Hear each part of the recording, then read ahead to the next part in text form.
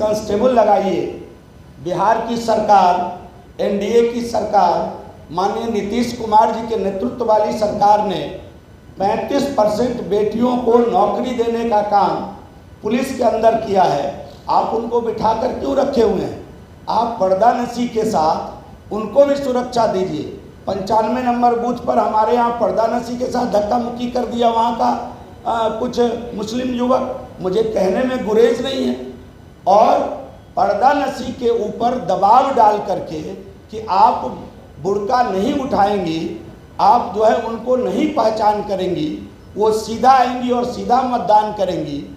और इस प्रकार मतदान करा करके मैं चुनौती देकर कहना चाहता हूँ कि कई बूथ ऐसे हैं, काजी अहमद डिग्री कॉलेज जाले का जो बूथ नंबर 21 है, गांव में 300 लोग नहीं है, 488 वोट गिर चुका है।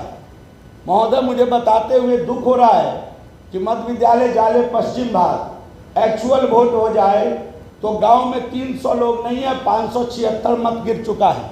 ये पूरे बिहार के अंदर जहां लोग अड़े हैं, जहां लोग लड़े हैं, जहां के प्रशासन सही तरीके से काम किया है, वहां ऐसे लोग पकड़े भी गए हैं। लेकिन हालात क्या है? ये जो हालात हैं ये कुल मिलाकर के वोट जिहाद है। किस प्रकार नरेंद्र भाई मोदी की गाड़ी रोकी जाए?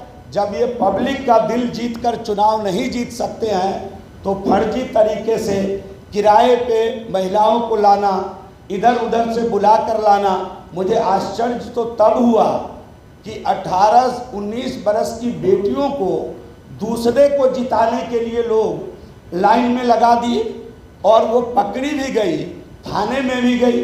और बाद में हद तो तब हो गया, पूरा दुनिया देखा इसको कि 150-200 की संख्या में, ये पुलिस का कहना है, संख्या तो 400-500 की थी, वीडियो फुटेज में स्पष्ट हो रहा है। थाने में घुसकर जबरन अपराधी को छुड़ा कर ले गए। हम तो कहते हैं कि थाना को एक तरीके से, थाने से अपराधी को अपराधियों ने लूट लिया, थाने से अपराधी को अपराधियों ने लूट लिया। और इस पर मैं, ये सच है कि प्रशासन सख्त है, बट अभी तक सारे के सारे नामजद अभियुक्त भी नहीं पकड़े गए हैं। मैं चुनाव आयोग से मांग करता हूं कि इस प्रकार के बूथों को चिन्हित करें और कम से कम आगामी जो 2 चरण का मतदान है उसमें पर्दानशी के साथ साथ आप जरूर पुलिस कांस्टेबल को लगाइए। भाई माधवी लता ने क्या कर दिया था, आप सभी ने देखा होगा। एक महिला ने महिला का पर्दा उठा दिया तो उस पर FIR हो गया। भाई हम फर्जी वोट डालने की इजाज़त दे दें तो आप अच्छे हैं। और पहली सरकार होगी ये एनडीए की सरकार जिसने सबका साथ सबका विकास लेकर काम किया। मैं छोड़ दीजिए दूसरे जगह की बात, मैं जाले की बात आपको बताना चाहता हूं कि जिनके लिए ये जान देने का काम करते हैं मतदान में, इनके गांव का सड़क वो नहीं बनाए, हमने बनाया। जब एनडीए की सरकार आई तब इनके गांव की सड़क बनी, जब एनडीए की सरकार आई तब इनके घर बिजली पहुंचा, जब एनडीए की सरकार आई तब इनके घर मुफ्त का अनाज पहुंचा, जब एनडीए की सरकार आई तब इनके घर गैस का चूल्हा पहुंचा, जब एनडीए की सरकार आई तो इनके लिए सबका साथ सबका विकास का काम किया।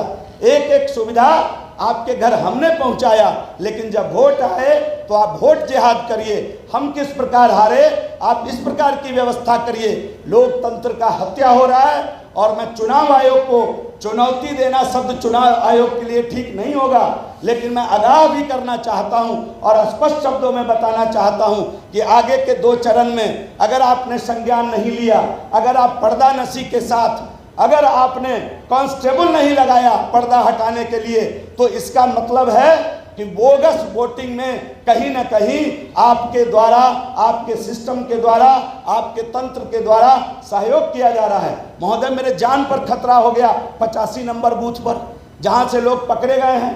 केवल मुस्लिम बस्ती है। आज तक कोई विधायक या विधायक कैंडिडेट, विधायक का प्रत्याशी उन बूथों पर नहीं जाता था। जो मन में आए करते थे, 70% वोट गिराते थे। 27 बूथ में कोई प्रत्याशी आज तक घुसने का काम नहीं किया।